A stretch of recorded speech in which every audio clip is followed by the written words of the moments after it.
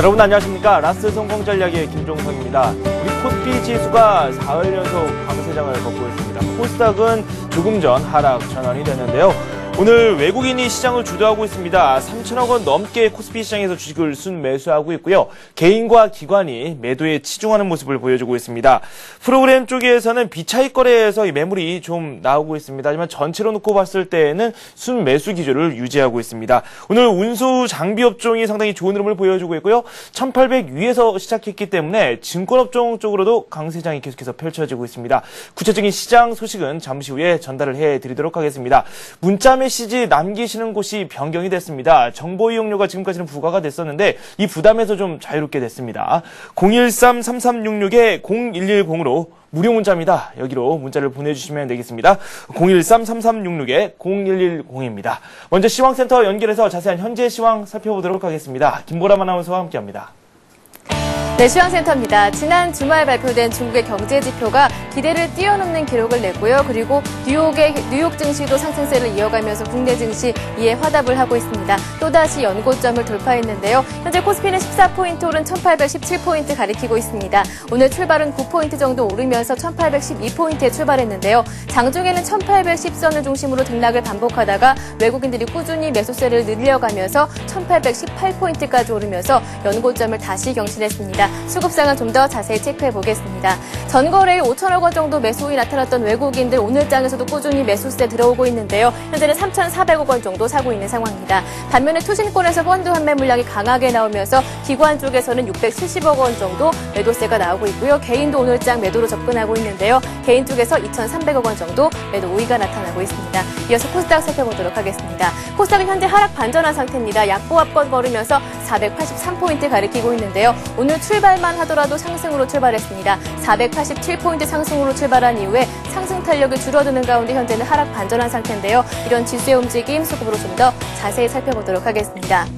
8거래일 연속으로 매수하고 있는 외국인 오늘 장에서는 그 물량이 줄어들면서 부담이 되고 있습니다. 외국인 쪽에서 10억 원 정도 들어오고 있고요. 개인도 매수로 접근하고 있지만 매수세는 크게 나타나진 않고 있습니다. 160억 원 정도 사고 있는 상황입니다. 기관 쪽에서 매도세가 나타나면서 지수 하락을 부추기고 있는 상황인데요. 기관 쪽에서 역시 100억 원 정도 매도 물량이 출회되고 있습니다. 이어서 외환시장 살펴보도록 하겠습니다. 원달러 환율은 나흘째 하락하고 있습니다. 뉴욕 증시의 상승세와 코스피 지수가 1800선에 안착했다는 점이 긍정적인 요인으로 작용하면서 환율 하락을 견인하고 있는데요.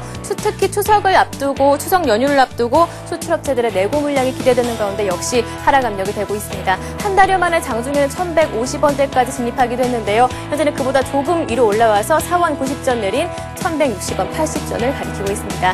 이어서 특징 테마주 살펴보도록 하겠습니다. 코스피 지수가 다시 한번 1810선까지 뛰어오르자 증권주들이 강하게 반응하고 있습니다. 대우증권이 1.4% 오르고 있고요. 우리투자증권이 4%, 골든브릿지증권이 5% 급등하면서 증권주들이 강한 모습을 보여주고 있습니다. 마찬가지로 철강주들도 큰 폭의 상승세가 나타나고 있는데요. 중국의 경제 지표가 호조를 나타내자 수요 회복 기대감이 반영되고 있습니다. 포스코가 3.7% 큰 폭으로 오르고 있고요. 동국제강이 5% 큰 폭으로 뛰어오르는 상태입니다. 철강주들이 강한 모습을 보여주고 있습니다. 마찬가지로 조선주들도 많이 오르고 있습니다. 경기 회복세의 건조량이 증가하면서 상반기에 이어서 하반기에도 매출량이 증가할 것이라는 기대감이 반영되고 있는데요. 현대중공업이 6%, STX 조선해양이 조자리수 상승세 나타나고 있습니다. STX가 9.7% 오르면서 조선주들이 강한 모습을 보여주고 있고요. 10거래일 연속으로 BDI 지수가 상승하면서 해운주 역시 오르고 있다는 점 참고하시기 바랍니다. 이어서 정유주 살펴보도록 하겠습니다. 정제마진이 안정세를 보이면서 연일 상승하고 있는데요. 차트상에 보이는 세 종목 모두 신고가 다시 경신했습니다. SK에너지가 나흘 연속으로 상승하고 있고요. S오일이 6거래일 연속 상승하고 있다는 점 참고하시기 바랍니다. 네, 마지막으로 현대옥적빈 살펴보도록 하겠습니다. 상장 첫날인 오늘 공모가 9만 원을 크게 상회하고 있는데요. 장중에는 13만 원까지 오르기도 했습니다. 현재는 4% 상승 움직임 나타나면서 12만 9,500원까지 진입한 상태입니다. 네, 이렇게 시장 흐름 한번 살펴봤습니다. 유가증권 시장에서 외국인들의 매수세가 꾸준히 증가하고 있지만 투신권에서 펀드 환매 물량도 늘어나고 있다는 점 참고하시기 바랍니다. 지금까지 조시국가 시장 상황이었습니다.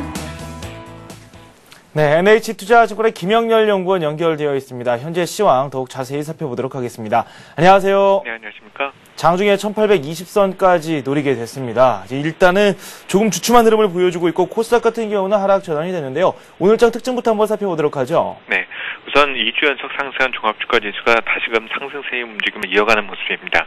우선 이달 초까지 경기 둔화에 대한 우려와 수급 불안 등과 같은 어떤 불확실성이 완화되면서 어떤 상승세에 대한 어떤 지속 가능에 대한 어떤 기대가 높아지고 있는데요. 문제는 이 1800선을 넘어선 이후에 이것이 안착이 가능한지 아니면 단기 어떤 상회에 대한 의미를 부여할 수 있는지에 대한 점검이 필요하지 않으리라 보입니다.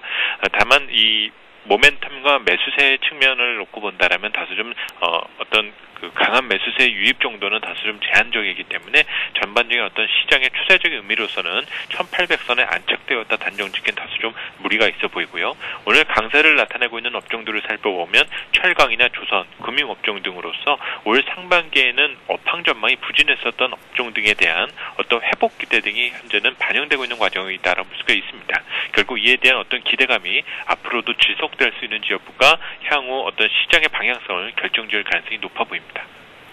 네. 하여튼 앞으로 더 증시가 한 단계 업그레이드 되기 위해서는 수급 또한 뒷받침이 돼야 될 텐데 이 수급 전망에 대한 이야기를 한번 나눠보도록 하고요. 지난주에 예상 밖의 금리 동결 소식이 전해졌죠.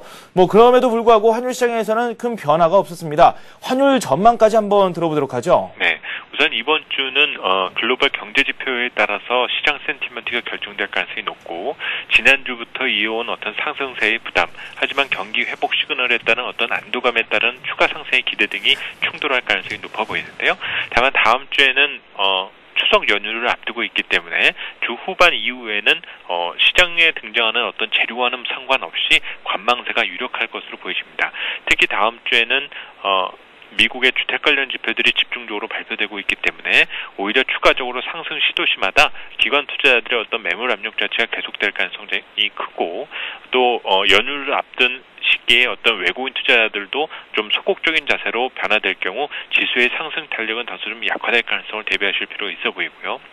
전반적으로 어떤 경기 회복 시그널이 강화될 경우 시장은 위험 자산 선호로 인한 환율에 대한 하향 안정화의 움직임은 당분간 지속될 가능성이 높아집니다. 다만 다음 주 아시아 증시가 이 추석과 맞물려 다소 좀 오랜 기간 동안 연휴가 지속되기 때문에 이 연휴 이후에 통화 가치의 변화가 직접적으로 연휴 이후에 일시에 반영될 가능성을 감안한다라면 우선 외환 시장에서의 어떤 환율 동향도 변동성이 확대될 수 있다는 점에 대한 대비는 필요하지 않겠냐라고 보여집니다. 네. 현재 시점에서 우리 증시를 살펴봤을 때 펀드 환매 물량도 나오고 있는 상황이고요. 상승폭도 일정하게 나오고 있습니다. 이쯤 돼서 한 번씩 이익 실현에 대한 욕구가 나올 수 있는 그런 시점이 아닌가라는 생각이 드는데요. 주식시장 어떻게 접근하는 게 좋을까요?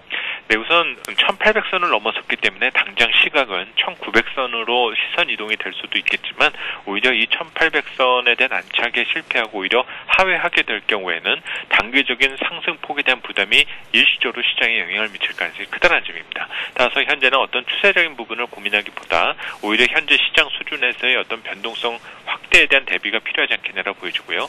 또 앞서 지적해드렸던 것처럼 다음 주 추석 연휴를 앞두고 주 후반에는 다소 좀 소극적인 자세로 변질될 가능성 자체가 있다는 점을 감안하면은 주 후반에는 어떤 이익 실현에 초점을 맞춘 어떤 리스크 관리에 주력을 하는 것이 필요하지 않겠냐 보입니다. 여전히 가격적인 수준에서는 낙폭이 큰 IT 업종에 대한 관심이 커질 수도 있겠지만 오히려 3분기 들어서는 현재 시장 이익의 중심 그리고 업황 회복에 대한 기대가 계속 선제적으로 작용하고 있는 조선, 건설, 증권 업종 등에 대한 어떤 순환매적인 흐름을 활용하는 단기적인 트레이딩 전략이 바람직할 것으로 보입니다. 네, 알겠습니다. NH투자증권의 김영렬 연구원과 지금까지 함께했습니다. 감사합니다. 감사합니다.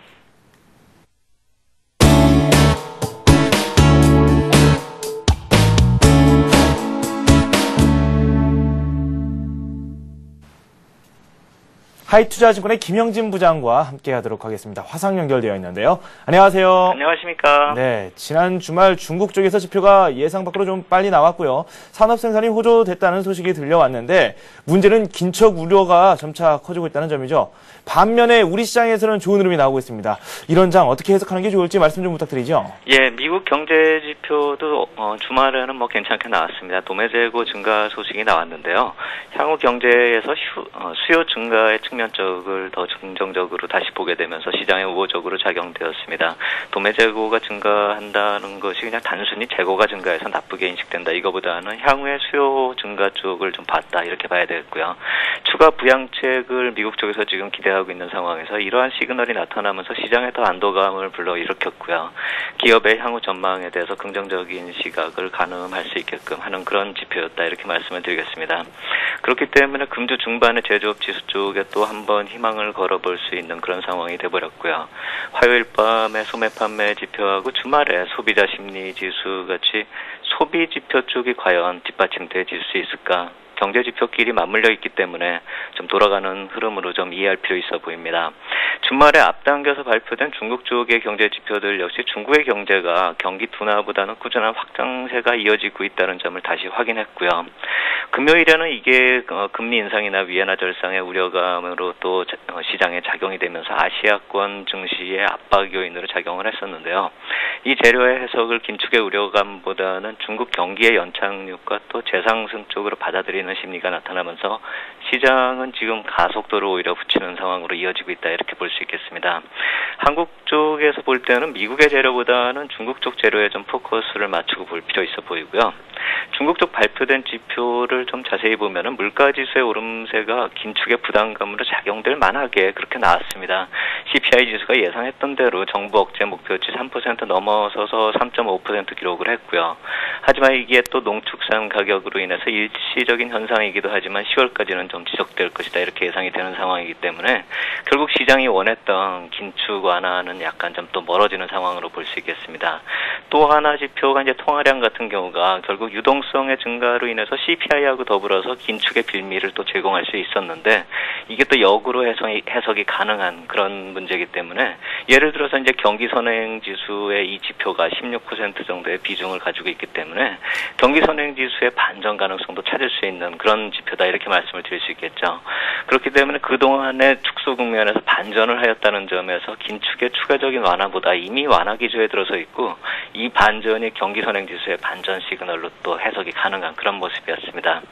결국 중국 쪽의 9월하고 10월에 나타나는 경기 선행 지수 예전부터 계속 관심을 두고 보고 있는 지켜보고 있는 그런 문제지만 이번에는 또 더 관심이 높아지는 상황이다. 이렇게 말씀을 드리겠고요. 중국 정부 쪽에서 긴축 정책의 결정이 나오는가도 좀 관심이긴 한데 글쎄요. 그게 그렇게 쉽게 나올 수 있는지 이 점은 좀 살펴봐야 될 것 같습니다. 추석을 또 앞두고 있는 그런 문제고요. 만약 긴축이 나타나더라도 향후를 위한 연착륙의 관점으로 좀 지켜볼 필요 있겠다. 이렇게 말씀을 드리겠고요. 단기 악재일 수는 있겠지만 향후의 환율 절상 등의 효과로 인해 가지고 글로벌 유동성의 유입을 고려한다면은 그게 중국이나 한국 쪽에 또 영향을 미치거나 두 어느 경우에 있어서도 긍정적인 측면이 더 강조될 수 있다는 점에서 접근할 필요 있겠다. 이렇게 말씀을 드리겠습니다. 다소 긍정적인 것 같다라는 생각이 드는데 우리 증시에서도 뭐 조선이라든지 운수장법정 쪽으로 상당히 좋은 흐름이 나오고 있습니다. 중국 증시와 맞물려서 이런 업종 강세 현상 연관지어서 생각할 수 있는 건지요? 그렇죠. 중국에서 주말에 발표된 또 하나의 지표가 있죠. 산업생산지표. 이것도 제조업 생산의 단기 바닥권 형성을 의미하고 또 그런 것을 나타냈기 때문에 지난 PMI 지수에서 나타났듯이 투자지표의 반전하고 연계해서 경계 연착륙하고 선행지수의 반전과 더불어서 기업 활동에도 도움이 되는 그런 지표다. 이렇게 말씀을 드리겠습니다. 이런 배경으로 인해서 한국 시장에서 오늘 중국 관련주들 상승이 탄력적으로 나타나고 있는데요. 운수장비나 철강, 기계업종이 상승률 상위에 올라 있죠. 오래간만에 한번 종목들을 본 다음에는 운수장비 쪽에서는 조선업종 탄력이 강화되고 있고요. 대우조선부터 시작해서 현대미포, 현대중공업, STX, 한진중공업 모두 다 52주 신고가를 기록하고 있는 그런 모습입니다. 철강 쪽에서도 현대제철이 신고가를 기록하는 그런 모습이고요. 기계업종의 대표적인 중국 관련주 같은 경우에 두산인프라를 꼽을 수 있겠는데 뭐 신고가는 아니더라도 강한 탄력성도 보이고 있습니다. 또 개별 속 종목으로 살펴봐도 호텔신라가 또 신고가를 보이고 있는데요. 면세점 사업의 성장성은 이미 다 알려져 있는 사실이죠. 중국 쪽으로의 마케팅 강화가 이제 마무리 국면으로 진입돼서 실질적으로 수혜 가시권 진입했다 이런 소식도 나오면서 오늘 또 신고가 나타내는 그런 모습들. 오늘 중국 관련주들이 탄력이 많이 강화되고 있다는 점, 이 점을 좀 봐야 될 것 같다 이렇게 말씀을 드리겠고요.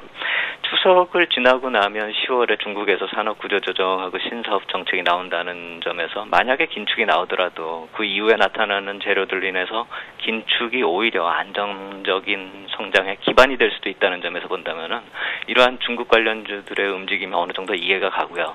강세가 장기적인 모습이 아니라 특히 추석 이후부터는 실적 시즌에 진입한다는 점에서 실적 시즌에는 신고가 종목이 더 중요해지죠.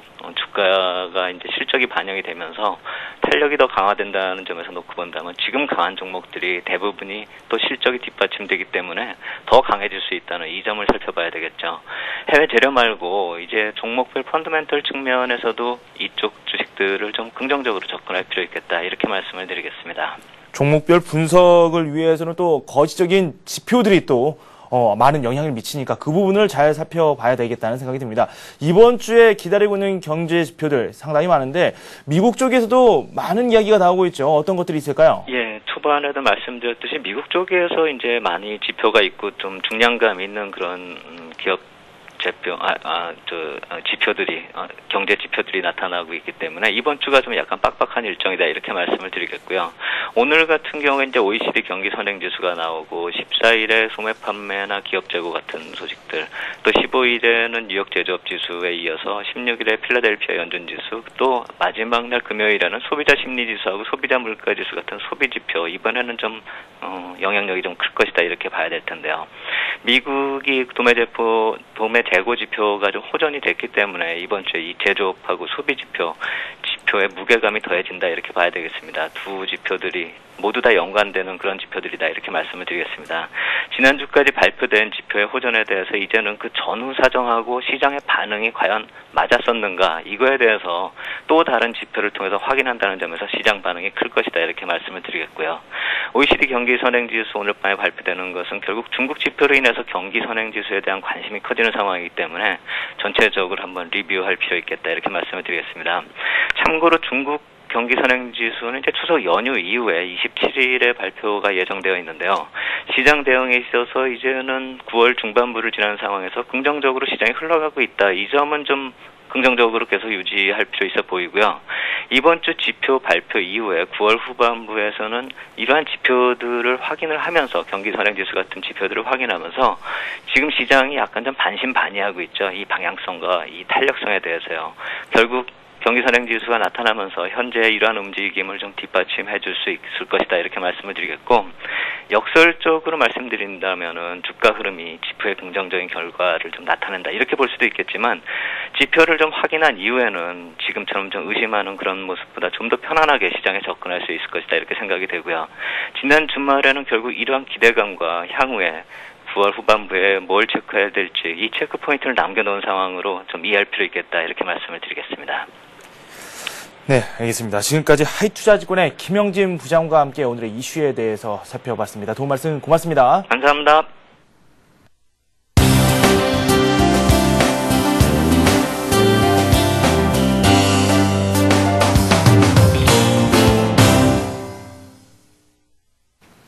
네, 동양종금증권의 최일종 팀장 연결되어 있습니다. 수급 상황 그리고 또 관심 종목까지 한번 살펴보도록 하겠습니다. 안녕하세요. 네, 안녕하십니까. 네, 오늘 외국인들이 주식을 꽤 많이 사고 있습니다. 개인과 기관이 이익 실현에 나서고 있는데 현재 시황 한번 분석 좀 해주시죠. 네, 그렇습니다. 오늘 우리 증시는 전주말에 미국 증시 상승 흐름에 우호적인 투자 심리가 적용이 되면서 수급적으로 외국인들 순매 수익과 프로그램 순매 수익 이러한 쪽으로 유입이 되면서 증시의 추가적인 상승을 지금 보이고 있습니다. 그래서 현재 종합지수 14포인트가 상승한 1816포인트로 1800선의 안착 시도가 되는 그런 흐름이다 이렇게 정리를 해볼 수 있을 것 같고요. 전반적으로 글로벌 증시가 경기 회복의 둔화 속에서 국내 상승 업종들이 이제 대부분 산업재가 차지하는 그런 상황을 지금 보이고 있다 이렇게 보시면 될 것 같습니다. 오늘 수급 동향 살펴보게 되면요, 거래소 쪽에서 외국인들 3,500억 이상의 순매수로 보여주고 있고요. 개인 쪽에서는 2,260억의 순매도, 기관에서는 770억의 순매도 흐름 보여주고 있습니다. 코스닥 시장에서는 외국인들 11억의 순매수, 개인 쪽에서는 170억의 순매수, 기관 쪽에서 115억의 순매도 하는 모습을 보여주고 있습니다.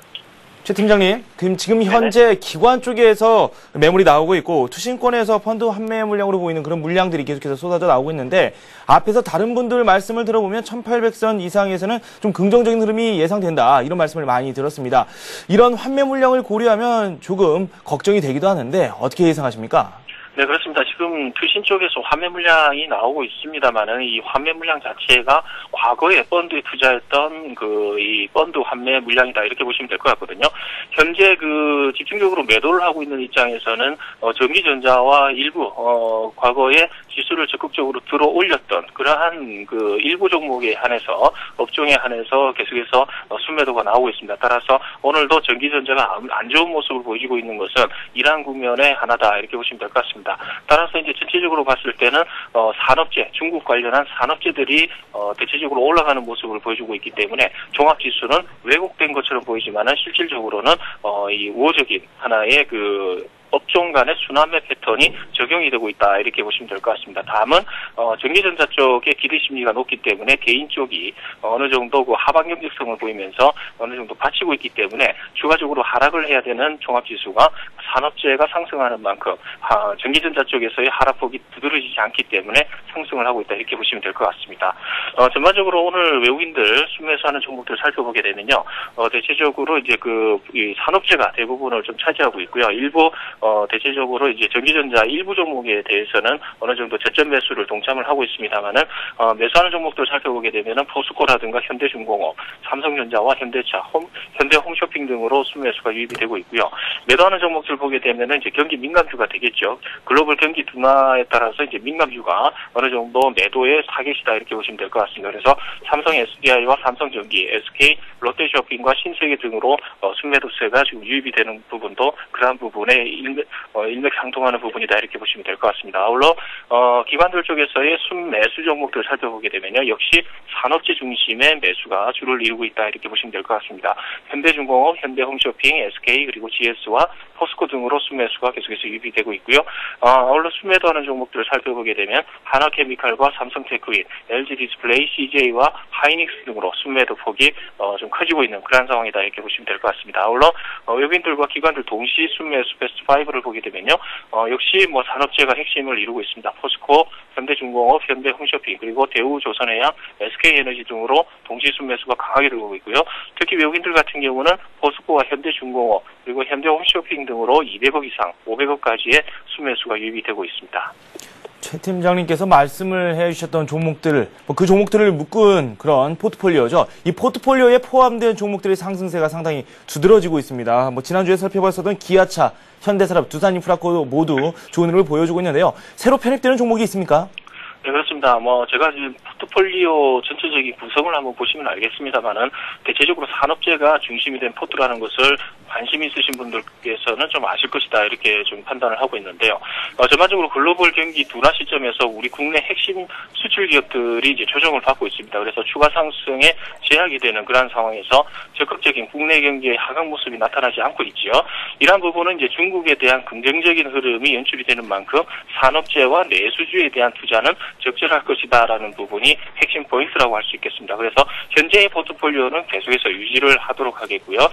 포트폴리오는 이제 기아차, 현대산업, 두산인프라 그리고 웅진코웨이와 GS건설 등으로 이제 편입이 돼 있는데 계속해서 유지를 하겠고요. 오늘 제가 말씀드릴 종목 중에서는 이제 한진해운을 갖다 신규로 포함을 시킬 것으로 이렇게 말씀을 드리겠는데요. 일단은 수급적인 측면에서 외국인들 연속 순매수에 우리가 주목을 좀 해봐야 될 것 같습니다. 역시 외국인들도 산업재에 좀 포커스를 맞추고 있는 상황 아닌가 이렇게 볼 수 있겠고요. 당사의 최근 주가 부진 이러한 부분에 있어서는 업황의 불확실성이라는 점이 부각이 되고 있었는데요. 이러한 부분 때문에 이제 일봉상으로 쌍바닥 형성의 흐름을 나타내고 있었다 이렇게 보시면 될 것 같습니다.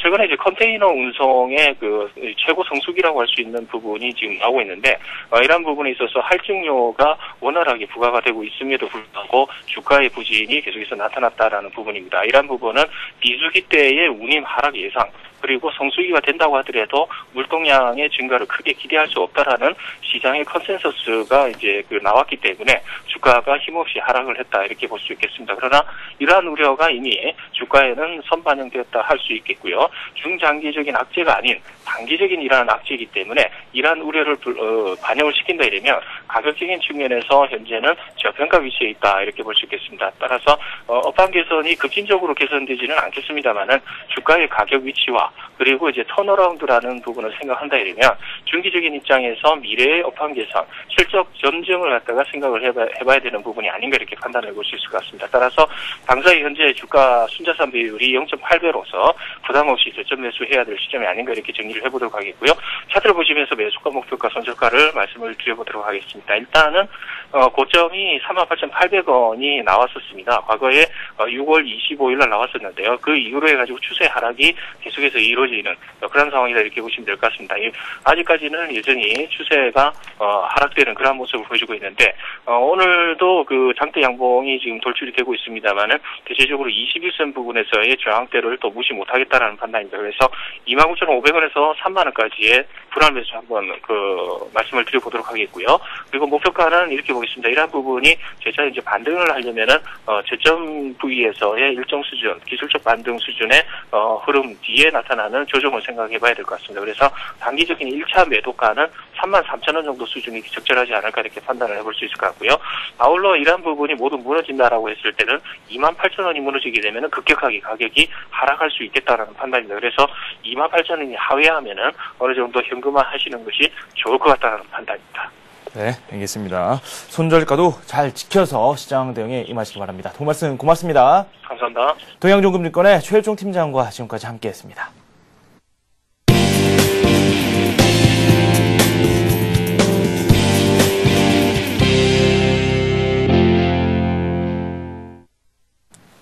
잠시 후 스피드 종목 상담이 시작됩니다.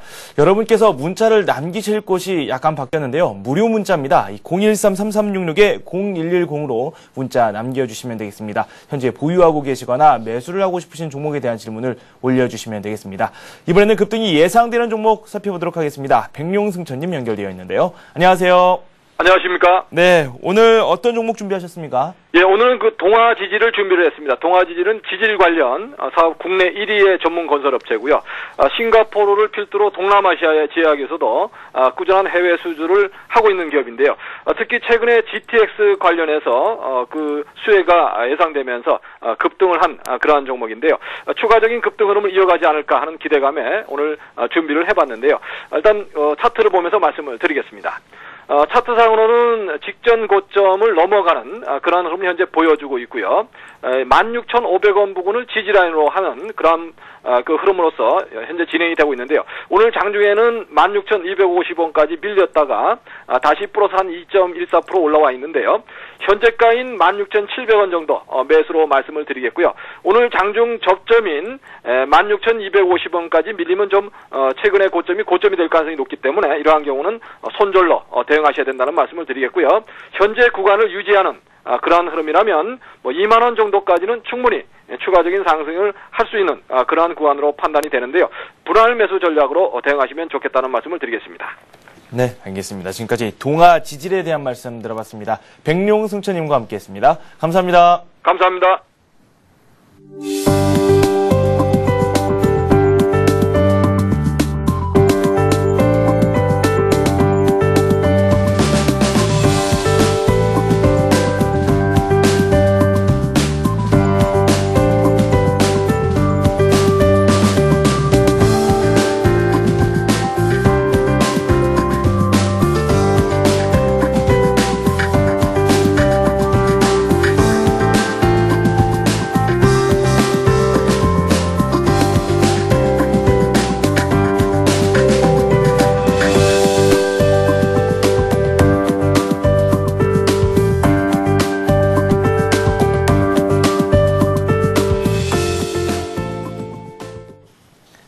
스피드 종목 상담 시작하도록 하겠습니다. 여러분께서 직접 참여하실 수 있는 코너인데요. 무료 문자 남겨주시면 됩니다. 013-3366-0110으로 문자 남겨주시면 되겠습니다. 지금 화면상으로 나가고 있죠. 오늘은 메리츠정금증권 동소문지점의 신종익 과장과 함께하도록 하겠습니다. 안녕하세요. 안녕하십니까. 전망을 어떻게 내려야 될지 그 부분이 저도 상당히 궁금합니다. 앞에서 뭐 1800선을 두고 긍정적이다, 아니다 이런 의견이 좀 많이 나올 수가 있거든요. 네. 어떻게 보십니까? 뭐 전체적인 시장 흐름은 우상향 쪽에 대한 월봉상 5월선이 깨지지 않는 우상향 쪽에 대한 흐름을 보시면 될 것 같고요. 큰 흐름보다는 어떻게 보면 섹터별로의 어떤 수익률 괴리가 굉장히 심하면서 개인 투자자들이 좀 힘든 시장인 것 같습니다. 어떤 IT 기업들과 전기전자 업종하고 좀 차별화된, 제가 이제 한 2, 3개월 동안 계속 소재하고 산업재 섹터에 대한 부분을 계속 말씀을 드리면서 추천 종목군도 그쪽에서만 집중적으로 계속 관심 종목군을 드렸듯이, 지금 시장은 조금 더 그 중국 쪽 모멘텀을 업고 가고 수 있는, 향후 중국 모멘텀이 살아나는 경기 회복과 맞물린 소재 산업재 섹터가 조금 더 좀 이어질 가능성이 높아 보이는데, 그에 대한 포인트가 이제 10월에 중국이 뭐 인민대회라고도 하고요. 여러 가지 대회인데 12차 경제개발 에 대한 발표가 있는데 5년치에 대한 경제 개발에 대한 부분이 있는데, 거기에 대한 포커싱이 나올 때, 그리고 중국의 PMI 경기 선행지수가 터닝을 할 때 본격적으로 지금까지 어려웠던 섹터들이 다시 한번 전환의 시점이 되느냐 안 되느냐에 따라서 지금 주도하고 있는 소재 산업재가 더 갈 것이냐 말 것이냐 포인트, 그리고 IT와 지금 IT 섹터의 어려움이 반대로 반락이 일어날 수 있는 포인트가 나타날 수 있는 기점입니다. 주식 시장은 계속, 근데 뭐 1800이 넘었다고 해서 강분하시기는 아니고요. 네. 차츰차츰 점진적인 상승에 대한 부분과 섹터의 집중 현상의 포인트를 조금 보시면서 그 포인트에 맞는 적절한 포트폴리오를 구성하시는 게 조금 더 효과적인 전략으로 수익을 넓힐 수 있는 방법인 것 같습니다. 중국 쪽으로 아무래도 저희가 시선을 가져갈 수밖에 없겠죠. 네, 그렇습니다. 그 때문에 오늘 우리 시장에서도 중국 관련주로 일컬어지는 그런 기계업종이라든지 운수 장비업종이 상당히 좋은 흐름을 보여주기도 했습니다. 첫 번째 종목으로 두산중공업을 한번 채택해 봤거든요. 두산중공업 흐름이 괜찮습니다. 2.2% 정도 오르고 있고요. 매수하신 가격이 74,000원입니다. 따로 비중은 쓰여 있지 않은데요. 앞으로는 비중도 함께 남겨주시기 바랍니다. 수익권에 있는 상태인데 두산중공업으로 수익 내기가 상당히 어려웠거든요, 지금까지. 네, 어려운 주식이었습니다. 제가 그 7만원대 초반대 7만원대가 무너질 때에도 이 시간을 통해서 한번 상담을 드린 적이 있었을 것 같은데, 지금 현재 두산중공업에 대한 부분은 올해 수주로만 본다면 예상치보다, 애널리스트의 예상치보다 더 많은 신규 수주를 기록할 것 같습니다. 그리고 어떤 뭐 잘 알다시피 원자력에 대한 부분이 요새 또 최근에 좀 대두가 되면서 전체적인 시장에 조금 더 수급이 양호한 흐름을 좀 보여주고 있는 것 같습니다. 전체적으로 주가 수준도 단기 한 3일 동안 좀 올라오는 모습인데, 수급적인 부분과 전체적인 흐름에 발맞췄을 때 그동안 좀 어려웠던 주식인데 차트 흐름을 좀 보면서 말씀을 드리도록 하겠습니다. 네. 그동안 7만원대 단기 낙폭이 좀 컸다가 7만원대와 지금 8만원대 박스권을 그리는 모습을 좀 보여주고 있습니다. 그런데 수급적으로 보시면 외국인 수급이 크게, 이 녹색선이 외국인 수급선인데요. 외국인 수급선이 크게 무너지지 않는 가운데 지금 종목에 대한 부분들이 기관 매수가 들어오면서 종목이 조금 더 탄력성이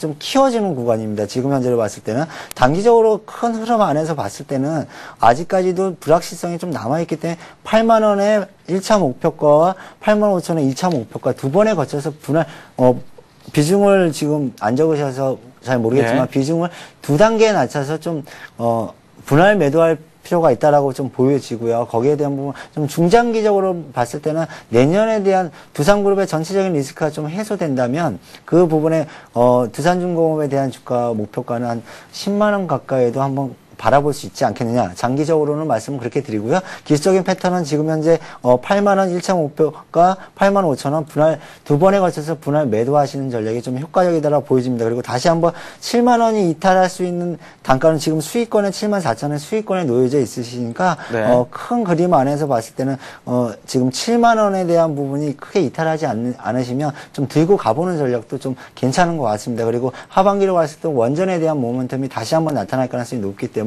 11월에서 12월경에 터키 원전에 대한 부분이 다시 한번 대두될 가능성이 높습니다. 거기에 대한 포인트와 지금 수준은 주가 수준이 그렇게 비싼 수준이 아니기 때문에 조금 더 마음을 좀 여유 있는 투자가 좀 필요한 시기인 것 같습니다. 네. 좀 여유 있게 두산중공업을 지켜보라 이렇게 조언을 해주셨습니다. 두산중공업 살펴봤고요. 자동차 관련주에 대해서도 저희가 최근 들어서 말씀을 상당히 많이 드리고 있습니다. 성우하이텍 흐름이 상당히 괜찮은데 성우하이텍에 대한 문자 상담이 들어와 있습니다. 12,100원에 매수를 하셨고요. 그리고 20%를 보유하고 계십니다. 이익은 현재 나고 있는 상태긴 한데 정확한 매도 시점이 언제쯤으로 나오면 좋을지 말씀을 좀 부탁드린다 이렇게 문자를 보내주셨거든요. 현대차와 해외에 가장 동반을 많이 한 회사의 자동차 부품주를 뽑아보라 그러면 성우하이텍입니다. 단위 1위의 업종. 모든 러시아라든가 전체적인 해외 매출에 본격적인 현대차의 매출에 거의 수혜를 다 입는다라고 보시면 될 것 같은데요. 성우하이텍 같은 경우는. 그러면 성우하이텍에 대한 부분이 큰 흐름 안에서는 자동차 주식들이 움직이는 한은 계속 이어질 것이다라고 보시면 될 것 같고요. 주가 수준에 대한 부분들은 지금 현재 무상 권리락을 하면서 차트 흐름이 조금 보기 어려워졌는데요. 지금 우리가 8월경에 무상 권리락에 대한 부분이 일어나고 8월 말경에 일어나고 지금 현재 주가 수준이 꾸준하게 무상 권리락 이후에 주가가 꾸준하게 올라오고 있는 양상입니다. 이런 무상 권리락 이후에 차트 흐름이 주가 수준이 복원력이 굉장히 빠릅니다. 무상 권리락 같은 경우는. 그렇기 때문에 주가 수준 자체는 12,000원 무상 권리락 이후에 사신 것 같습니다. 12,000원대에 사신 걸로 보여질 때 최근에 사신 걸로 보여지기 때문에 지금 주가 수준에 대한 부분은 크게 봤을 때는 집중해 올 때 이 차트를 좀 수성 주가로 놓고 보시면 요렇게 주가가 좀 변하는 양상이거든요. 그렇다면 주가 수준은 단기 14,000원이 단기 고점의 박스권에 갇혀져 있을 가능성도 있겠다라는 생각이 딱 눈에 차트에 들어옵니다. 그렇기 때문에 1차 목표가 14,000원을 말씀을 드리고 싶고요. 비중에 대한 부분은 높지 않으시기 때문에 지금 현재는 14,000원 이상의 매도 전략을 전부 다 매도 전략을 하시고 네. 그 다음에 이격에 주가 수준이 다시 한번 주가 수준이 13,000원대에 대한 초반이나 13,000원을 이탈하는 가격대에 내려오시면 다시 한번 분할 매수하는 트레이딩 전략을 좀 쓰시는 게 좀 더 효과적으로 보입니다. 수급이라든가 전체적인 흐름 그리고 현대차, 기아차, 자동차 업황 자체가 전체적으로 크게 시장을 주도하고 있는 중이니까 성우하이텍에 대한 부분은 14,000원에 대한 부분하고 지금 이 주가 수준에서는 다시 한번 트레이딩 관점에서 좀 접근을 하셔도 좀 장기적으로 끌고 갈 수 있는 모멘텀보다는 단기적인 매매 접근이 좀 더 유효하다라고 좀 보여집니다. 그렇기 때문에 14,000원 매도, 그 다음에 13,000원대 이하로 다시 오면 접근해 보시는 게 좀 더 효율적인 전략인 것 같습니다. 구체적으로 좀 더 계획을 짜자면 지금 비중이 20%인데 14,000원대에서 전량 매도를 한 다음에 13,000원 아래에서 매수에 대한 말씀을 해주셨거든요. 네. 그때의 비중은 어느 정도로 가져갈까요? 적절한 비중이신 것 같습니다. 20% 정도의 비중이시면 가장 주도주의 또 주도주 부품 업종이니까 가장 20% 정도면 적절하게 매매를 하고 계시는 것 같습니다. 네, 알겠습니다. 이렇게 해서 저희가 성우하이텍에 대한 말씀을 들어봤고요. 오늘 저희가 김영진 부장과 이야기를 나누면서 등장을 했던 그런 종목이기도 합니다. 호텔 신라에 대한 그런 상담이 들어와 있습니다. 36,600원에 매수를 하셨고 15%를 보유하고 계신다고 합니다. 호텔 신라 오늘 주가를 잠시 살펴보도록 할까요? 주가는 그다지 크게 움직이고 있지는 않고 오히려 반락하고 있습니다. 일단 매수가와 좀 비슷하게 움직이고 있는 것 같다는 생각이 드는데 호텔 신라는 어떻게 보는 게 좋을까요? 네, 36,000원이면 거의 어제 정도 사시지 않으셨으면 사기 어려운 가격대 아니면 예. 한참 한참 전에 보유하셨을 것 같은데 지금 현재 호텔 신라 같은 경우는 그렇게 보시면 될 것 같습니다. 내국인 출국자에 대한 증가수도 상당히 높고요. 중국 관광객이 들어오는 증가 부분도 상당히 높습니다. 면세점 효과에 대한 부분도 있겠지만 호텔 사업 부분도 모두 최대 영업 실적을 기록을 하고 있습니다. 제주 신라 호텔이 지금 최근 입주율이 90% 이상을 유지하고 있다라고 하거든요. 그렇다면 지금 가장 호황기를 누리고 있다라고 역대 90% 이상 나오는 부분은 없었던 것 같습니다. 입주율이. 거기에 이제 중국 면세점 그리고 앵고 현상에 대한 일본 관광객 수 증가하고 있죠. 그러면 전반적인 이 호텔 신라가 하고 있는 사업 전체가 굉장히 역대 사상 최대치에 대한 기록을 경신하고 있습니다. 주가 수준도 당연히 우상향에 대해서 이 기록을 깨야 되지 않겠나 싶습니다. 그렇기 때문에 올해 최대 실적을 예상을 하고 있기 때문에 주가 펀더멘탈상은 꾸준하게 흐름이 이어질 것이다. 그리고 기관 수급과 외국인 수급 동반해서 트렌드가 좀 이어질 것이다라고 생각이 듭니다. 그렇기 때문에 주가 수준은 지금 36,000원에 고가권에 사실 때 너무 불안하게 여기지 않으셔도 될 것 같고요. 지금 현재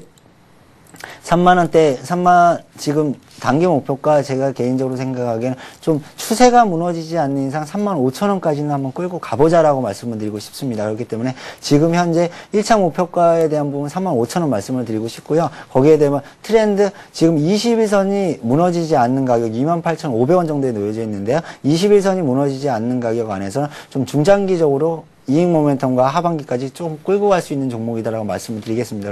거기에 큰 틀 안에서는 우상향의 흐름이 단기 급등에 의한 조정은 있을 수 있으나 지금 현재로 봤을 때는 영업 실적이라든가 전체적인 그 성장성이라든가 여러모로 다 감안했을 때 수급적인 부분도 그렇고 굉장히 우상향 쪽에 더 가깝기 때문에 좀 여유 있는 투자 이 종목도 가능할 것 같습니다. 네. 마찬가지로 긍정적인 답변을 들었습니다. 21선 지지 여부를 잘 체크하고 접근을 하면 좋을 것 같습니다. 이번에는 욕심도 많으십니다. 두 종목을 한꺼번에 올려주셨습니다. 기업은행과 두산인프라코어에 대한 질문을 올려주셨는데요. 두산인프라코어 하면 신종익 과장님께서 항상 말씀을 해주셨던 그런 종목이기도 하기 때문에 답변에 있어서는 별 부담이 없을 것 같습니다. 기업은행 매수하신 가격이 15,100원이고요. 30% 비중을 보유하고 계십니다. 그리고 두산인프라코어는 26,650원.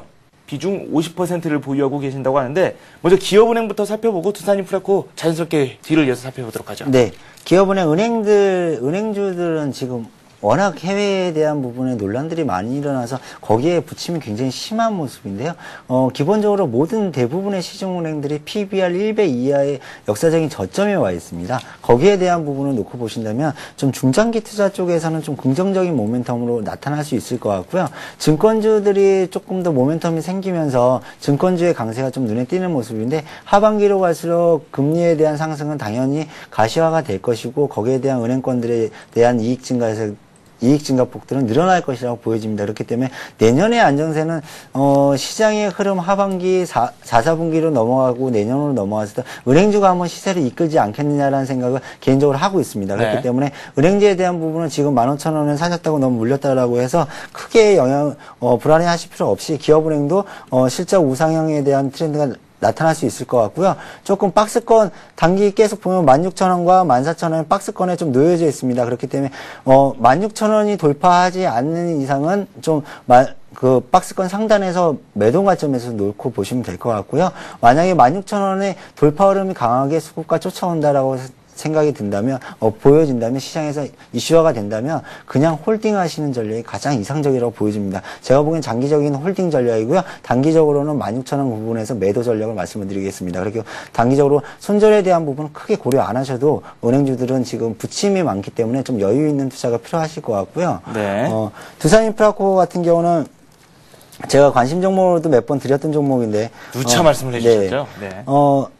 두산인프라코어를 좀 보기보다 오늘 좀 주가 흐름이 좀 강세를 보여드리는데 동양기전이라는 종목을 좀 차트 흐름에서 좀 보도록 하겠습니다. 네. 동양기전이 지금 기간수 오늘 10% 이상 가까이 오르고 있는데요. 제가 원래 지지난주에 이 종목을 좀 추천을 하려고 했었는데 아예 관심 종목에서 빼버렸는데 지금 기계업종 중에 동양기전은 유압 실린더를 만드는 굴삭기 유압 실린더를 만드는 회사인데 네. 업황에 대한 부분이 긍정적이다라는 표현은 동양기전에서 보여주는 겁니다. 중국의 굴삭기 사업이 앞으로 업황이 호전될 것이다. 그리고 기관 매수와 외국 매수가 굉장히 공격적으로 들어오는 모습이죠. 그렇다면 10,000원에 거의 다가와 있는 양상인데 제가 이 종목도 한번 관심 종목을 드린 적이 있는데 그러면 두산인프라코어가 가지고 있는 지금 오버행 이슈라는 게 다들 아시다시피 11월 정도에 두산 메카텍이라는 회사가 이제 6% 지분에 대한 처분의 논리가 나와져 있습니다. 근데 이 업황이 제가 보기엔 매물에 대한 업황이 수급적인 부분이 단기적으로 좀 영향을 미치는 부분에 압박을 하고 있지만 그 부분이 좀 이겨낼 거라고 생각을 하고 있습니다. 네. 만약에 그렇지 않다면 업황에 대한 부분과 실적에 대한 공작기계 부분과 굴삭기 부분의 성장성을 본다면 지금 현재 가격대로 봤을 때는 너무 싸다라고 보여집니다. 그렇기 때문에 주가가 11월까지의 오버행 이슈가 사라지기 전까지 들고 있으면 주가에 대한 긍정적인 중국발 모멘텀으로 인해서 최소 25,000원 수준까지는 슈팅이 나오지 않겠나 싶습니다. 그렇기 때문에 좀 여유 있는 투자 관점이 좀 필요하고요. 단기적으로 모습은 22,000원에 좀 갇힐 가능성이 있겠죠. 그렇기 때문에 비중을 지금 50% 갖고 계시니까 비중을 조금 더 30% 정도까지 22,000원 부근에 다가오면 20% 좀 줄여서 30%는 좀 더 수급과 30%는 좀 중장기적으로 한번 끌고 가보자라고 말씀을 드리고 싶습니다. 그렇기 때문에 단기적인 50% 비중, 제가 아무리 확신을 갖고 있다고 해도 50% 네. 비중 좀 높습니다. 그렇기 때문에 비중을 좀 더 줄이시고요. 그 비중을 좀 줄이셔서 30% 정도만 가지고 좀 중장기 투자를 좀 고려해 보시는 게 좀 효과적이다라고 보여집니다. 네, 신중하게 또 투자 의견을 제시를 해 주셨습니다. 그렇기 때문인가요? 문자가 상당히 많이 오고 있는데요. 서울반도체 한번 봐드려야 될 것 같아요. 42,300원에 매수를 하셨고 비중 40% 보유하고 계십니다.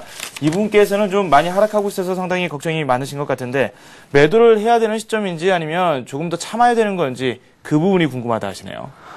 조금 더 참으십시오라고 말씀을 드리겠습니다. 제가 삼성전기도 말씀을 드리고 있고, 지금 당장은 제가 지지난주도 IT 관련 종목 지금 당장의 매수 시점은 아니지만 결국은 매수 시점이 10월이나 11월 찬반 다시 한번 추워질 때 다시 한번 불 거다라고 말씀을 드리고 있습니다. 그렇기 네. 때문에 지금 당장 매수 시점의 포착은 아니더라도 수급적인 개선이 1차적으로 서울반도체 같은 경우는 나왔죠. 업황에 대한 부분들은 LED 업황들은 굉장히 많이들 얘기를 하고 있었고 제가 이 시간을 통해서 몇 번 말씀을 드렸으니까 수급적인 부분하고 기술적인 부분만 좀 체크를 해드리도록 하겠습니다. 지금 서울반도체 같은 경우는 외국인이 단기적으로 좀 집중적으로 사 들어오면서 수급이 단기 급등하면서 지금 62선을 터치하고 내려오는 양상인데요. 완만한 조정 행세에 외국인 매수세는 아직 꺾이지 않았다라고 보여집니다. 그렇기 때문에 흐름은 외국인과 기관의 흐름도 변화하는 시점이 1차적으로 포인트는 바닥 시그널은 나왔다. 그렇기 때문에 주가 수준에 의해서 지금 이 주가 수준이 38,000원 다시 한번 강하게 깨고 내려갈 거야. 그건 아닌 거라고 보여지고요. 쌍바닥을 다시 한번 받치는 거 아니면 22선 라인에서 정상적으로 다시 한번 외국인 수급이 돌아오면서 돌아서지 않겠나 싶습니다. 그리고 코스닥 수급이 좋아지고 개선되는 모습을 좀 보이고 있기 때문에 네. 외국인들이 코스닥 수급에 좋아진다면 대표적인 코스닥 종목군들은 대표 종목으로만 사길 수밖에 없습니다. 서울반도체라든지, 바이오 업종이라든지, 쓸트리온이라든가, 이런 큰 업종으로만 살 수밖에 없기 때문에 그런 부분에 있어서 서울반도체에 대한 매력도는 아직도 여전하다. 업황에 대한 생각도 조명 부분 돌아오기 전까지 아직 유효하다라고 보여지기 때문에 지금 당장 매도 관점보다는 조금 더 인내하시고 목표가는 46,000원 정도 수준에 다시 한번 도래가 한번 나타날 것 같습니다. 시간은 조금 걸릴 수 있습니다. 그리고 거기에 좀 여유 있는 투자가 좀 필요할 것 같습니다. 네, 알겠습니다. 치열하게 세 종목을 저희가 살펴봤습니다. 이번에는 이화공영 살펴보도록 하겠습니다. 서울반도체와 유사한 패턴으로 한번 저희가 설명을 드리는 게 좋을 것 같은데 이분 역시 지금 갈수록 손실이 커지고 있는 상황이거든요. 오늘 좀 이 손실폭을 줄이고 있습니다. 이화공영 매수하신 가격이 8,490원입니다. 비중 20%고요. 현재 가격이 6,360원. 상당히 많이 하락했거든요. 네, 오늘 상담 중에 제가 매도 의견을 드리는 종목이 없었는데 이 종목은 좀 매도 의견을 좀 말씀을 드리려고 하겠습니다.